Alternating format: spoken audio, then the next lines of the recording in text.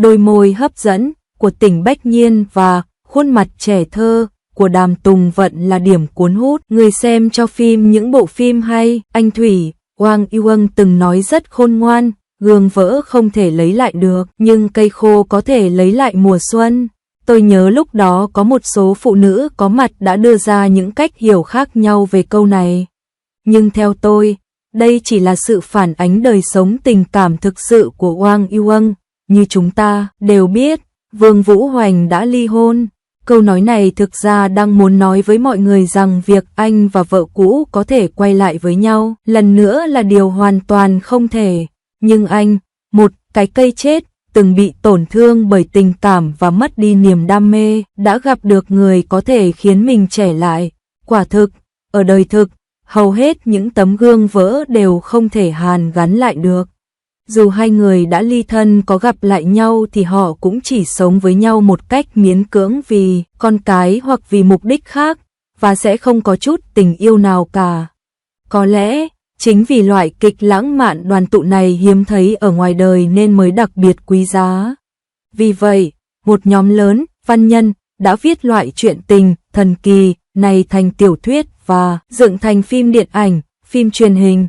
Bằng cách này, chúng ta có thể bù đắp những điều tiếc nuối mà chúng ta không thể đạt được trong cuộc sống thực. Vì vậy, trong nhiều năm qua, chúng ta đã nếm được hương vị ngọt ngào của cuộc hội ngộ sau 7 năm dài vắng bóng giữa He Yi Khẩn và Chao Mou Sen.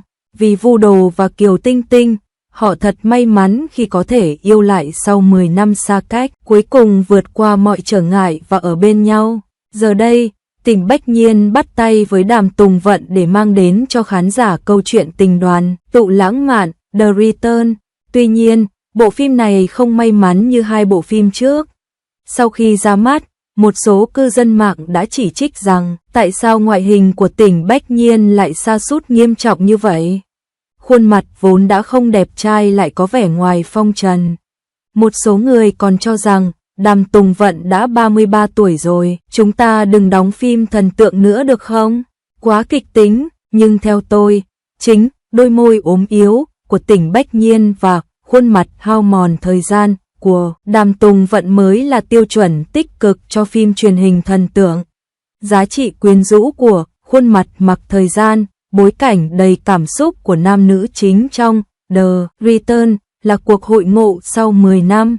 Và khoảng thời gian 10 năm này chắc chắn là một thử thách lớn đối với ngoại hình của các diễn viên. Cảm giác về tuổi tác đòi hỏi phải du hành thời gian, thực sự có thể đòi hỏi sự can đảm lớn lao đối với những nữ diễn viên bình thường. Hơn nữa, nếu không cẩn thận, bạn sẽ trở thành tâm điểm phàn nàn trên toàn Internet.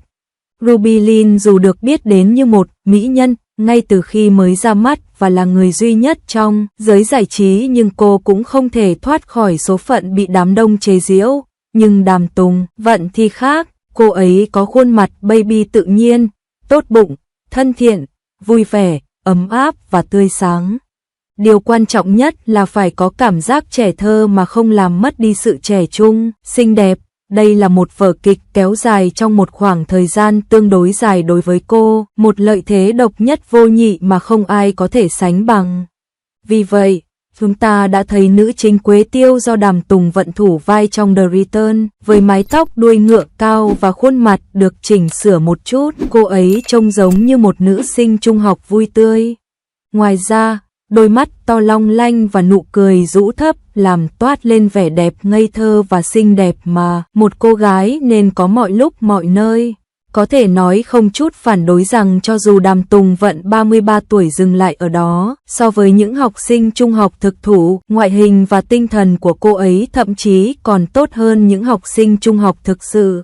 Và quay lại, chúng ta hãy nhìn Quế Tiêu 10 năm sau. Cô ấy có mái tóc dài hơi xoăn, thanh lịch và duyên dáng, khí chất dịu dàng.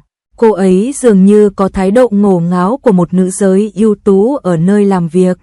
10 năm dày đặc gió, sương, mưa và tuyết khiến đôi mắt cô vô tình lộ ra một số dấu vết vi tế của sự bào mòn của thời gian.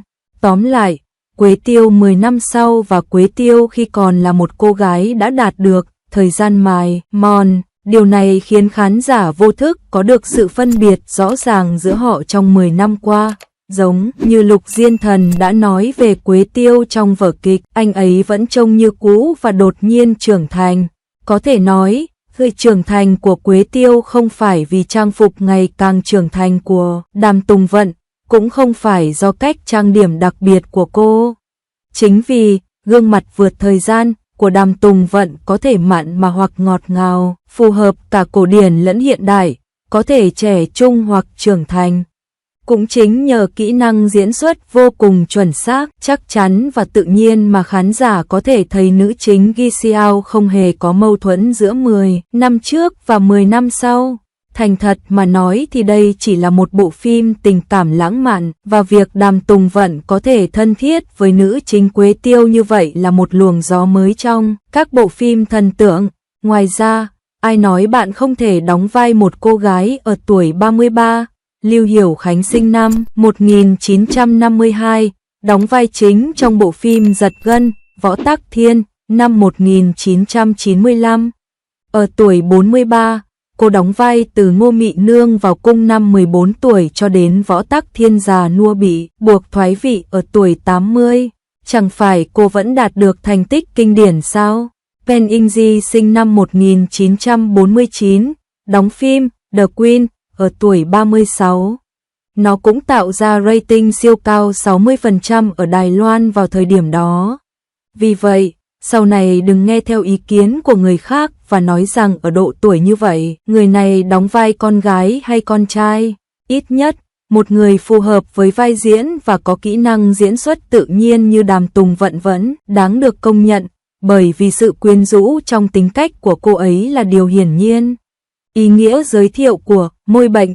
Kể từ khi Homeward Bound phát hành, Tỉnh Bách Nhiên có lẽ là người khó chịu nhất, bởi nhiều người cho rằng khuôn mặt anh sụt xuống, chưa kể những nếp nhăn nơi khóe mắt, thậm chí màu môi dường như tím tái vì lạnh, không có máu.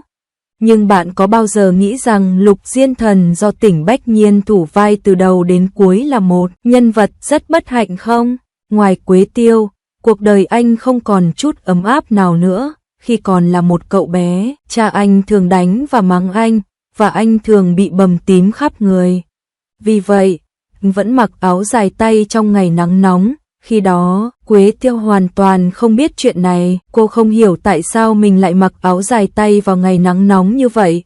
Sẽ không sao nếu bố tôi là người bạo ngược duy nhất, còn mẹ tôi lại yếu đuối và bất tài. Anh không những không thể quan tâm nhiều hơn đến Lục Yên Thần mà thỉnh thoảng còn cần anh bảo vệ mẹ và em gái mình. Đối với một chàng trai trẻ, đây chắc chắn là một vực thẳm không thể trốn thoát hay tránh khỏi. Vì vậy, Lục Yên Thần luôn lạnh lùng và kín đáo. Đó là bởi vì anh không còn mong đợi nhiều ở thế giới này nữa. Khi anh lớn lên, cha anh đã có thể bán anh để trả nợ.